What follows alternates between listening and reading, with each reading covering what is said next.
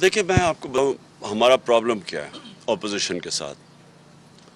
جو اپوزیشن ہے نا یہ ڈیموکریٹس نہیں ہیں, یہ کرمنلز ہیں, یہ مجرم ہیں. کون ہے جو کہ این آر او لیتا ہے؟ مجھے بتائیں آج تک کسی ڈیموکریٹ کو تصور کر سکتا ہے کہ میں اسمبلی میں جاؤں, میرے پر اربوں روپے کے کرپشن کے کیس ہیں, میں قانون پاس کے اپنے سارے کیس معاف کروا لوں؟ یہ کبھی کسی دنیا کی ڈیموکریسی میں کوئی تصور بھی نہیں کر سکتا, کیونکہ آپ پبلک ریپرزینٹیٹیو ہوتے ہیں. پبلک ریپرزینٹیٹیو کا مطلب کہ آپ پبلک کے مفادات کی حفاظت کرنے آتے ہیں. آپ پبلک کا پیسہ چوری کر کے قانون پاس کر کے معاف نہیں کروا سکتے کسی جمہوریت میں. تو میں پہلے دن سے یہ گواہ ہیں میرے کولیگز, میں ان کو کہتا رہا کہ ان کو ڈیموکریٹ نہ سمجھو, یہ مجرم ہیں. یہ میں 30 سال سے ان کو جانتا ہوں کہ انہوں نے کس طرح دونوں ہاتھوں سے ملک کو لوٹا ہے, اور ان سے ڈائیلاگ آپ جتنا بھی کریں گے وہ آ کے پھنس جائے گا کہ جی ہمیں این آر او دے دو. اور میں جب کہتا تھا یہ سارے کہتے تھے جی کون مانگ رہا ہے این آر او, اب آتے ساتھی پہلا ہی کام کیا کہ اپنے آپ کو این آر او دے دیا. تو ان سے ڈائیلاگ کرنا بڑا مشکل ہے. ڈائیلاگ آپ ان سے کرتے ہیں, مثلا بلوچ نیشنلسٹ ہیں, سندھی نیشنلسٹ ہیں, آپ ان سب سے ڈائیلاگ کرتے ہیں, کیونکہ پولیٹکس کے اندر ڈائیلاگ کر کے آپ کنسنسس ڈیولپ کرتے ہیں. لیکن جو چور ہیں ان سے آپ کیسے ڈائیلاگ کریں گے؟ وہ کہے گا میری چوری معاف کر دو. آپ اس کی چوری معاف کرتے ہیں, آپ ملک کو تباہ کر دیتے ہیں. ملک کے اندر میں اپنے نبی صلی اللہ علیہ وسلم کی اس لیے مثال دیتا ہوں کہ وہ سب سے عظیم لیڈر تھے. ان کو نے فتح مکہ کے بعد سب کو معاف کر دیا, یعنی جنہوں نے ظلم کیا, تشدد کیا, سب کچھ کیا, ان کو معاف کر دیا. لیکن جب انہوں نے کہا ایک قریش کی لڑکی نے چوری کیا معاف کر دو, انہوں نے کہا میری بیٹی بھی چوری کرے گا تو میں نہیں معاف کروں گا. چوری کو جب آپ معاف کرتے ہیں معاشرہ تباہ کر دیتے ہیں. آپ کو چوری, اس کا مطلب کہ چوری بری چیز ہی نہیں ہے. تو چوری بری چیز نہیں ہے تو آپ تیسری دنیا بن جاتے ہیں. ساری ڈیولپنگ ورلڈ کے اندر اسی طرح کے لوگ بیٹھے ہوئے ملک کو چوری کر کے پیسہ باہر لے کے جا رہے ہیں, اس لیے وہ ملک غریب ہے. جی ایک منٹ, وہ شیراز احمد شیرازی, نیو ٹی وہ وی آئے سے گی نہیں سوال ہے ٹی وی میرا.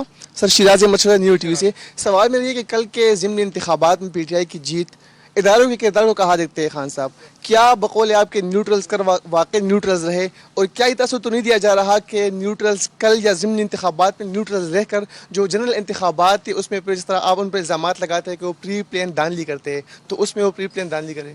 دیکھیں کئی دفعہ گیم ادھر چلی جاتی ہے کہ دھاندلی کے باوجود بھی آپ نہیں جیت سکتے. اب میں جب ہندوستان اور پاکستانی کرکٹ میچز ہوتے تھے تو وہ ہمارے اپنے امپائر ادھر ہوتے تھے, ان کے امپائر ادھر ہوتے تھے. وہ ہم ادھر نہیں جیت سکتے تھے, وہ ادھر نہیں جیت سکتے تھے, کیونکہ ٹیم مشکل میں پڑتی تھی, امپائر مدد کرنے آ جاتے تھے.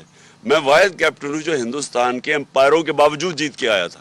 یہ ہم امپائروں کے باوجود جیت رہے ہیں, لیکن یہ ہم امپائروں کے باوجود, کیونکہ یہ جو ہے نا یہ سکندر سلطان سے بد دیانت دار الیکشن کمشنر میں نے پاکستان کی تاریخ میں نہیں دیکھا. اور وہ آ ہی گیا, آڈیو لیکس میں وہ آ ہی گیا ہے کہ وہ انسٹرکشنز لے رہا ہے کہ اچھا چن کے یہ 8 حلقے رکھو تاکہ کسی طرح آپ دونوں مل کے, تو الیکشن کمیشن مل کے ہرا رہی. اس نے ہمیں اتنا نقصان پہنچایا. یہ اس طرح ہوتا ہے کہ یہ نون لیگ کا ایک حصہ ہے, ان کے ساتھ بیٹھ کے اس نے جو پنجاب کے بھی ضمنی الیکشن تھے جو 20 ہوئے تھے بائی الیکشنز, ادھر بھی جا کے سارا وقت وہ مریم اور اس کے ساتھ بیٹھا ہوتا تھا حمزہ کے ساتھ, یہ سارا وقت پلان حلقے بنانے کے اندر یہ سارا اس نے ان کے ساتھ مل کے کام کیا ہے, اور اس کے باوجود ہم جیتے ہیں. لیکن الیکشن کمیشن دیکھیں اس نے سب سے بڑا ظلم کیا کہ اس نے ای وی ایم مشینز نہیں آنے دی. اگر ای وی ایم مشین ہوتا یہ کراچی کا الیکشن کے اندر مسئلے ہی نہ آتے. وہ اب گھسے ہوئے ہیں پولیس والے اندر اور وہ سٹیمپس لگا رہے ہیں. ای وی ایم مشین ہوتا تو آپ کر ہی نہیں سکتے دھاندلی. اور ہم کہتے رہے گورنمنٹ میں بیٹھے کہ ای وی ایم مشینز لے کے آؤ. یہ الیکشن کمیشنر ملا ہوا تھا نون لیگ اور ان کے ساتھ اور ہینڈلرز کے ساتھ, اور یہ آنے نہیں دے رہے تھے مشین, کیونکہ یہ دھاندلی کرنا چاہتے ہیں. نواز شریف کو الیکشن صرف تب لڑ سکتا ہے کہ اس کی چوری معاف کر دی جائے. اب جب آپ نے اس کی چوری معاف کر دی, کیونکہ چوری تو سامنے ہے, 4 بڑے بڑے لندن کے فلیٹ ہیں اس کے اربوں روپے کے, بتا نہیں سکتا پیسہ کدھر سے ہے, بیٹی کے نام پہ فلیٹ لیے ہوئے ہیں. اس سے بڑا کیا, یعنی ثبوت کیا چاہیے آپ کو؟ وہ تسلیم کر رہا ہے کہ ہاں یہ ہمارے فلیٹ ہے, اور وہ تسلیم بھی تب کیا جب پینما کے اندر انکشاف ہوا. اس سے پہلے نہیں مانتے تھے, اس سے پہلے تو کہتے تھے لندن تو چھوڑو, پاکستان میں بھی کوئی پراپرٹی نہیں ہے.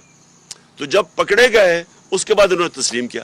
ابھی تک نہیں بتا سکے کہ وہ پیسہ کدھر سے آیا. اب آپ اس آدمی کو چلیں, مجرم کو آپ کہتے ہیں کہ الیکشن لڑنے دو. میرا تو پورا دل ہے کہ دیکھیں میں تو ایک سپورٹس مین رہ چکا ہوں, میں تو کمزور ٹیموں سے کھیلتا ہی میرا دل ہی نہیں کرتا تھا. میں شاید واحد کیپٹن تھا جب کمزور ٹیم آتی میں کہ کسی اور کو کھلاؤ, تو میں تو چاہتا ہوں کہ وہ آئے اور اس کے ساتھ میرا مقابلہ ہو. لیکن ساتھ ساتھ یہ سوچ لیں کہ پھر ہم نے مجرموں کو, یعنی جرم میں کوئی بری چیز ہی نہیں ہے, کوئی بھی آ کے الیکشن لڑ لے. ویسے جو این آر او مل گیا اب مجھے لگتا ہے وہ ویسے بری ہو جائے گا, تو چلو اچھا آئے مقابلہ کرے. لیکن وہ اتنا ڈرپوک آدمی ہے, وہ تب تک نہیں میچ کھیلتا تھا جب تک اس کا اپنا امپائر کھڑا نہ ہو. جمخانہ کلب کے اندر آج بھی کسی سے پوچھ لیں, بڑے لوگ ہیں یا ابھی جو کھیلتے تھے ہمارے ساتھ, یہ سلمان لوگی سے پوچھ لیں, جو وہ پہلے اپنا امپائر لے کے آتا تھا دونوں طرف, پھر کھڑا ہو کے بیٹنگ کرتا تھا. بلکہ وہ ایک دو صحافیوں نے بھی یہ اس کے اوپر لکھا ہوا ہے. تو وہ کبھی کھیل ہی نہیں سکتا میچ صحیح طرح نیوٹرل امپائر سے. کون چاہتا ہے کہ اپنے ملک کے اداروں کے ساتھ آپ کا مقابلہ ہو؟ یعنی وہ تو اپنا ہی نقصان کرنا ہے نا, ملک کا نقصان ہے. ملک کی سب سے بڑی پارٹی کا کسی بھی ادارے کے ساتھ اگر کلیش ہوتا ہے, عدلیہ ہو, فوج ہو, نقصان تو ملک کا ہے. اور ہم نے پوری کوشش کی ہے, حالانکہ کئی جگہ ہمیں کارنر بھی کیا گیا ہے, میں یہ کہوں گا کہ ہمیں دیوار کے ساتھ بھی لگایا گیا ہے, لیکن اس کے باوجود میں نے پوری کوشش کی ہے کہ ہم کوئی ایسی چیز نہ کریں کہ ہمارے اداروں کو نقصان پہنچے.